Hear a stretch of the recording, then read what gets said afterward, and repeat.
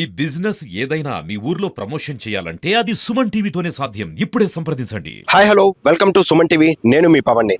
ఈ రోజు అయితే శ్రీకాకుళం నడిబొడ్డులో ఉన్నటువంటి శాంతినగర్ కాలనీలో అనుకునేటువంటి పార్క్ ఏదైతే రివర్ వ్యూ పార్క్ ఉందో ఈరోజు ఆ పార్కుని అభివృద్ధి చేస్తాము, ఆ పార్కుని విస్తరిస్తామంటూ ప్రభుత్వం తీసుకున్నటువంటి చర్యలు కొంతమంది రజకుల కులాలకి అయితే ఇబ్బందికరంగా మారింది. ఎందుకంటారా, వీళ్ళు దశాబ్దాల కాలంగాను వాళ్ళ తాత తండ్రుల నుంచి అంటే స్వర్గీయులు కింజరాపు ఎర్రన్నాయుడు గారు ఇక్కడ ధోబీఘాట్ని అయితే నిర్మించడం జరిగింది. అటువంటి ధోబీఘాట్ని ఈరోజు కూల్చేసి దాని ప్లేస్లో పార్క్ని అయితే నిర్మిస్తామంటున్నారు. దానికి వ్యతిరేకంగా ఇక్కడ ఉన్నటువంటి రజక కులస్తులు అందరూ కలిపి సుమారు 80 కుటుంబాలు దానిపైన బ్రతుకుతున్నారు. సో మా కుటుంబాలు రోడ్డు మీద పడతాయి, మీరు పార్కులు నిర్మించవద్దు, మా ధోబీఘాట్ మాకు ముద్దు అంటూ వాళ్ళు ఎక్కడైతే నినాదాలు చేస్తూ వాళ్ళైతే ధర్నా చేయడం జరుగుతుంది.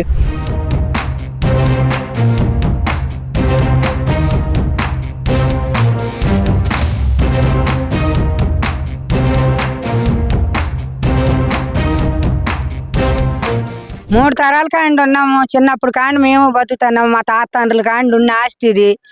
అలాంటిది మేము ఇప్పుడు మా ఇంత మీద బతుకుతున్నాం కాబట్టి మాకు ఇవి ఖాళీ చేసి మేము ఎలా చేసేయగలము? మాకు అన్ని ఎర్రనాయుడు గారు మాకు అప్పుడు ఇచ్చినారు. అప్పుడు హాస్పిటల్లో తీసుకుంటామని అన్నారు. తీసుకుంటామని అనేది మేము ఒప్పుకోకపోతే ఎర్రనాయుడు బాబు కాడికి మేము వెళ్ళాము. వెళ్తే ఆ బాబు మాకేదో మీటింగ్లు పెట్టి ఇవి పెట్టి అవి పెట్టి మాకేదో మాకు ఈ స్థలం ఇచ్చాడు. ఇచ్చితే ఇప్పుడు మేము ఎలా ఖాళీ చేసేయగలము? మేము ఎక్కడికి వెళ్ళిపోతాం పిల్లలతోటి, మాకు చిన్నపిల్లలతోటి మేము ఎలా బాధలు పడతాము? మాకు ఇన్ని బాధలతో గుడ్డపాత గుంజుకున్న వాళ్ళమే. మాకు ఎటు ఉద్యోగాలు లేవు. మేము ఏటి మీదే బతుకుతాను. మాకు ఏటి ఆధారం లేదు. మాకు ఇప్పుడు ఖాళీ చేసి మీరు అందరూ వచ్చి ఇలా మాకు అల్లరి పెడితే మాకు ఎలాగవుద్ది? మాకు ఆ అప్పుడు కాండి ఉన్నోళ్ళమే కదా, మాకు ఆ పేర్లేవి అన్నీ ఉన్నాయి కదా. చెప్పి ఆ ఎర్రనాయుడు బాబు వాళ్ళందరూ ఇచ్చిన పేర్లేవి రాశారు కదా. ఇప్పుడు మేము ఎలాగ చేసి మంతం ఖాళీ చేసి గలమా? మేము ఇలా బాధలు పడి సూర్మని 2 రోజులు కాండి ఏడుతాను. 3 రోజులు రాలేదని అనేసి ఆక్రమించి అయిపోద్దా మీకు? ఇక్కడ ఈ రోడ్డు పోస్తున్నారు. రోడ్డు కూడా లేదు మాకు. ఆ రోడ్డు లేదు. అక్కడ కూడా కాచేరు బాబు మనుషులు అవతల కూడా ఆడవాళ్ళు రాలేకపోయారు. అప్పుడు కూడా ఇబ్బంది అయిపోయేది. అలాంటప్పుడు మాకు ఇబ్బంది అయిపోయి మేము కొంతమంది ఆగిపోయాం బాబు. ఆగిపోతే ఇక్కడ పరిచయం ఎవరు లేదు కదా, చేయం కదా, మీరు ఇక్కడ పని చేయడం లేదు కదా, మేము అందుకే వచ్చాము అంటే మీరు ఎప్పుడు వస్తారు? 4 గంటలకు వస్తారో 5 గంటలకు వస్తారో మాకేటి తెలుసు బాబు. మేము చేసేదో 12-1 గంటకి అంతవరకు భోజనం టైం దాకా చేస్తాం కదా. అప్పుడు వరకు ఏదో పండుగలు మట్టిగా పొద్దుపోయిన దాకా ఉంటాం, తిల్లేళ్ళ దాకా ఉంటాం. ఇక్కడ 7-8 వరకు ఉంటాం. కానీ ఉట్టప్పుడు మటుకు 11, 12, కొంతమంది 2 వరకే. అలాంటప్పుడు నువ్వు 3 అప్పుడు వస్తావు, 5 అప్పుడు వస్తావు. మేము వచ్చాము, మీరు అవ్వలేరు, మీకు ఎందుకు ఆ చోటు అని ఆక్రమించేస్తే ఎలాగవుతుంది బాబు? పూర్వం కాంచి ఉన్నది ఇది. ఇప్పుడా తాత తల్లిదండ్రుల కాంచి ఇదే చోటు మాకు, మా కోడలము.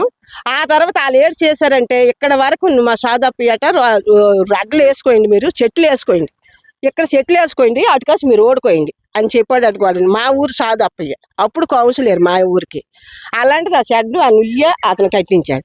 ఇక్కడ కుండీలు అక్కడ ఉంటే కుండీలు కూడా ఇరిపిస్తారు, అవి అయిపోయి. ఆ తర్వాత ఎర్రనాయుడు గారు మేము వచ్చి ఇక్కడ ఇదంతా తరపున చేస్తుంటే అప్పుడు ఎర్రనాయుడు ఇక్కడికి వెళ్తే మాకు ఎర్రనాయుడు దారి చూపించాడు బాబు. మళ్ళీ ఇది మాకు అతనే చేశాడు బాబు. మాకు ఎవరు ఇది కాంగ్రెస్ వాళ్ళు గట్ట మాకు ఏడు చేసి లేదు. ఎరుపు నీరు వచ్చేస్తుంది ఎక్కడి వరకు? ఆ నుయ్యి వరకు. మాకు దిగడానికి కూడా ఉండడానికి అవకాశం లేదు. ఆవిడ ఇచ్చేటన్నది అందుకే కదా సారేమో ఇలా చేశారు, మీకు దొంకలు గట్ట పెట్టించారు, పెరిగిపోయి అలా పెట్టేశారు. అందు గురించి మేము అది ఎరుపు నీరు వచ్చేటప్పుడు మేము కుండీలు యూజ్ చేస్తాం చెప్పాం. అంటే దండించే కదా మీరు ఇలాగా మీకు ఇలా చేసేసారనేసి నిన్న వచ్చిన అమ్మ చెప్పారు. చెప్తే వాళ్ళకి ఏం చెప్తాం బాబు? సరే తోవలేదు. ఆ దొంగలు మొన్న పైగా హాస్పిటల్ రద్దంతా కింద పడేశారు వాళ్ళు. అక్కడ వాళ్ళతో కూడా మేము పోరాడాం. సరి చేశారు వచ్చి వాళ్ళు. కొంతవరకు చేసినా సరే మాలాటోళ్ళు వెళ్ళిపోతున్నాం, తిన్నాటోళ్ళు రాలేకపోతున్నారు. ఆ రాళ్ళు తగిలి పడిపోతున్నారు. ఇలాంటి ఇబ్బందులతో ఉంటే మేమేం పని చేయగలం, ఎలా చేయగలం? ఇలాగ మాకు ఇలాంటి ఇబ్బందులు అయితే మేమేం పని చేయగలం? సాయంత్రం అయ్యేసరికి గంజాయి తాగిన వాళ్ళు జంటలు ఇక్కడ పార్క్ దగ్గర అన్ని వాళ్ళకి మేము ఏదనంటే వాళ్ళు మా బట్టలు దాచేయడం, తర్వాత చెడ్లో బట్టలు పెడితే బట్టలు మొత్తం తగలబెట్టేశారు. బట్టలు మొత్తం తగలబెట్టారు. దానికి కూడా వాళ్ళకి మేము ఎందుకు మీరు ఈ బట్టలు ఇలా చేశారంటే రెండోసారి వచ్చి బట్టలు మాయ చేసాడు. 3 తరాలు మా తాతలు మా తండ్రులు మేమందరం ఇక్కడే బతుకుతాం సార్. ఈ స్థలం పైన ఇక్కడే బట్టలు ఆరేసుకుంటాము, ఇక్కడే ఉంటాము.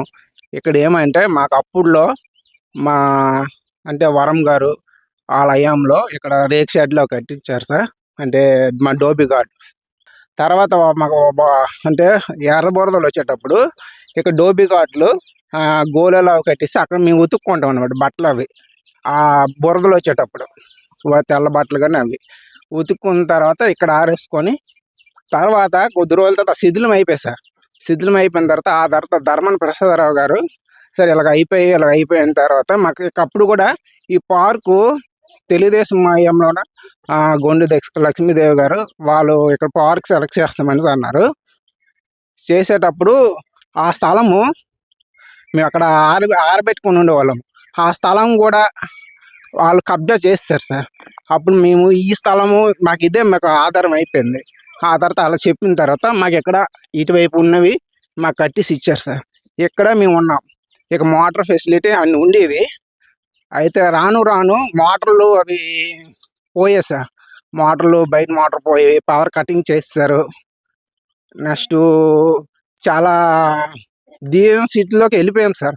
ఇప్పుడు మళ్ళీ కూడా ఈ పార్క్ స్థలంపై మా రాజకీయ నాయకులు మా దీని మీద కన్నుపడింది సార్. కన్నుపడి ఇవన్నీ మళ్ళీ ఆక్రమించుకుంటారని అనుకుంటున్నారు సార్. అయితే ఇక్కడ కొంతమంది మేము గేట్లు అవి పెట్టుకుంటే ఈ గేట్లు అవి దొంగతనం చేసేస్తున్నారు సార్. అట్లా మోటార్లు కూడా దొంగతనం చేస్తారు. నెక్స్ట్ మేము బట్టలు ఉతుక్కో వచ్చిన మాకు రోడ్డు కూడా లేదు సార్. రావాలంటే ఆ దొంగలు దోళ్ళు ముళ్ళులో గుచ్చుకుంటాయి. ఆ పక్కన శవాలు కూడా పాతేస్తున్నారు. అవి కూడా మేము దాటుకొని రావాల్సి వస్తుంది.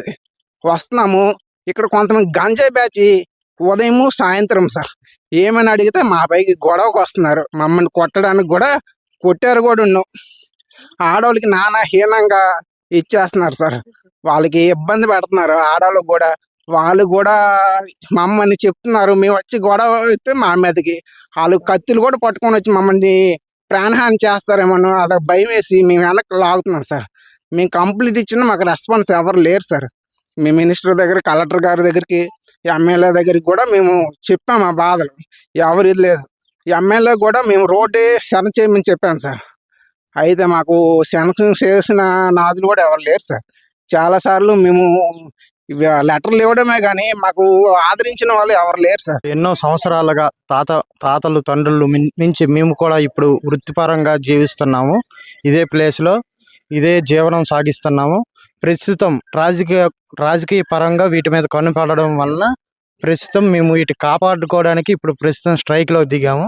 ప్రస్తుతం కబ్జా ఎక్కువగా చేయడం వీటి వలన మేము ప్రస్తుతానికి ఇది రక్షణ కల్పించుకోలేకపోయాము. మేము ఎన్నో కుటుంబాలు సుమారు 82 కుటుంబాలు వీటిపై జీవనం సాగిస్తున్నాము. ఎప్పటికప్పుడే మేము పొద్దున్న ఉదయం 6 నుంచి సాయంత్రం 5 వరకు ఇక్కడే జీవనం సాగిస్తాము.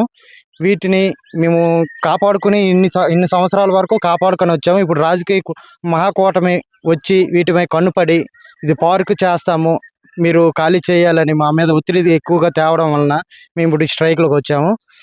మాకు ఎట్టి విధాలైన మీరు రక్షణ కల్పించి మా ప్లేస్ని మాకు వదిలి మీరు మాకు కాపాడుతారని ప్రార్థిస్తున్నాం.